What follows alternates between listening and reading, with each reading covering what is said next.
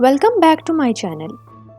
दोस्तों, आज तक हमने कई ऐसे वाक़यात सुने होंगे जहां जुड़वां बच्चे एक जैसी हरकतें करते हैं। अगर एक बीमार पड़ जाए तो दूसरा भी बीमार पड़ जाता है। लेकिन दो ऐसी बहनें जो एक जान और दो जिस्म थीं, इनको जब एक दूसरे से अलग किया जाता तो वो माजूर हो जाती। ये दोनों बहनें हमेशा के लिए खामोश क्यों हो गईं? क्या उसकी वजह रेसिज्म थी? क्या ये दोनों इविल ट्विंस थीं? जानिए आज की वीडियो में। ये दोनों जुड़वां बहनें 1963 बारबेडोस में पैदा हुईं और कुछ अरसे के बाद इनके माँ बाप यूके चले गए। इन दोनों के दरमियान एक सीक्रेट बॉन्ड था जो सिर्फ इन्हीं को समझ में आता। ये दोनों बगैर बोले ही एक दूसरे की बात समझ लेती। इन दोनों के दरमियान इस हद तक अंडरस्टैंडिंग थी कि पहले कौन उठेगा, चलते हुए पाँव पहले कौन रखेगा, यहाँ तक कि सांस पहले कौन लेगा। ये दोनों स्कूल में बहुत अच्छी स्टूडेंट्स थी, लेकिन इन दोनों ने एकदम बोलना बंद कर दिया। स्कूल में इन दोनों का काफी मजाक उड़ाया जाता। इनको ब्लैक होने की वजह से रेसिज्म का भी सामना करना पड़ा। ये दोनों अफ्रीकन एक्सेंट के साथ जब इंग्लिश में तेज तेज बात करती तो लोगों को समझ में ना आती। लोगों को ये लगता कि ट्विंस ने अपनी कोई सीक्रेट लैंग्वेज बनाई हुई है। इनकी टीचर्स इनसे बहुत तंग आ गईं। अगर इनसे कोई बात करने की कोशिश करता कि सामने वाला है ही नहीं। इनके माँ बाप इनको चाइल्ड साइकोलॉजिस्ट के पास ले गए। इसने इन दोनों में सिलेक्टिव म्यूटिज्म डायग्नोज किया, यानी जो बच्चे एंजाइटी की वजह से पब्लिक में या लोगों के सामने बात करना बंद कर देते हैं। ये दोनों बहनें जब स्कूल से वापस आती तो अपने आप को कमरे में बंद कर लेती। इनकी छोटी बहन रोजा भी इनके साथ कमरा शेयर करती थी। ये लोग घर में सिर्फ रोजा से बात करती और वही इनकी बात को समझ सकती थी। लेकिन जब रोजा 11 साल की हुई तो वो दूसरे कमरे में शिफ्ट हो गई तो ट्विंस ने इसको भी बुलाना छोड़ दिया। इनके माँ बाप इनको अकेले में खाना देते, वरना ये उनके सामने भी ना खाती। अगर ये दोनों चल रही होती, इनको कोई देख लेते तो चलना भी बंद कर देती। और अगर इनको घर में टीवी पर कुछ देखना होता तो वो एक ही घर में रहते हुए अपने माँ बाप को खत लिखती ताकि सब वो सामने से हट सकें। इनकी अपनी ही दुनिया थी। एक दिन स्कूल में वैक्सीनेशन लगाने के लिए एक टीम आई। वहाँ नर्स के नोट करने पर इनको स्पेशल एजुकेशन स्कूल में भेज दिया गया। वहाँ इनके टीचर ने ये नोट किया कि दोनों इंग्लिश में ही बात करती हैं, लेकिन तेज बोलने की वजह से किसी को समझ नहीं आती। इनको स्पेशल एजुकेशन स्कूल में फिल्म भी किया गया जिसका इनको कोई इल्म नहीं था। काफी साइकोलॉजिस्ट ने इन पर किताबें भी लिखी, लेकिन दोस्तों असल हकीकत में कुछ और ही था। ये दोनों एक दूसरे से बहुत तंग थी और अकेला रहना चाहती थी। इन दोनों ने कम्युनिकेशन की क्लासेस भी ली ताकि दोनों एक दूसरे के बगैर रह सकें, लेकिन ऐसा ना हुआ। ये दोनों एक दूसरे के बगैर हिल भी ना सकती।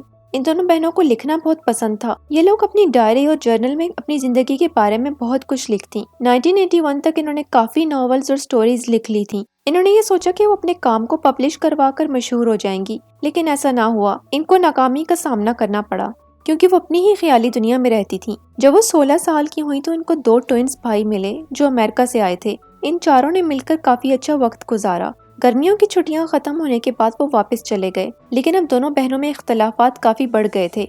इन्होंने ड्रग्स का इस्तेमाल करना शुरू कर दिया। जॉन और जेनिफर ने कई मौकों पर एक दूसरे को जान से मारने की कोशिश भी की।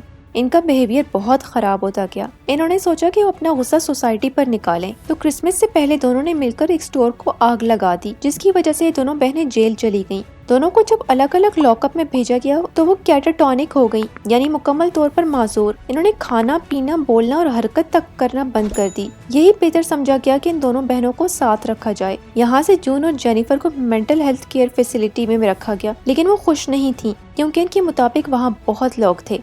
वो वहाँ 2 साल तक रहीं और इन दोनों को अलग अलग कमरे में रखा गया जहाँ से वो एक दूसरे को देख सकती थी। वो दोनों घरवालों को खत लिखती और एक दूसरे को भी। हैरत की ये बात है कि एक खत में जेनिफर ने जून को ये लिखा कि वो जल्द मरने वाली है और वो जून से पहले मर जाएगी। हालांकि दोनों ट्विन सेहतमंद थी, दोनों की मेंटल हालत भी अब बेहतर हो रही थी। यहाँ से वो दूसरे इंस्टीट्यूशन गयी जहाँ इन्होंने 12 साल गुजारे। दोनों को ये पता था कि नॉर्मल जिंदगी गुजारने के लिए एक को मरना पड़ेगा और जेनिफर का ये फैसला था कि वो मर जाएगी।